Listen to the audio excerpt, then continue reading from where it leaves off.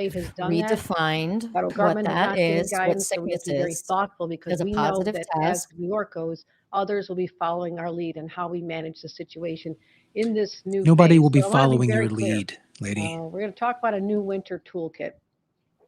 But this fight is not over. We're not surrendering. It This is is for not us. disarmament. We're going to continue to It's be not a adaptable and war. responsive Right. to the changing Dum-dum. circumstances. But again, the trends are very, very, very positive. So we are going to have this blueprint for moving us forward. And I'm just going to give you some of We the have so outlines. much to fight against and Reinforcing fix. It everything, is protecting absolutely the most overwhelming. vulnerable,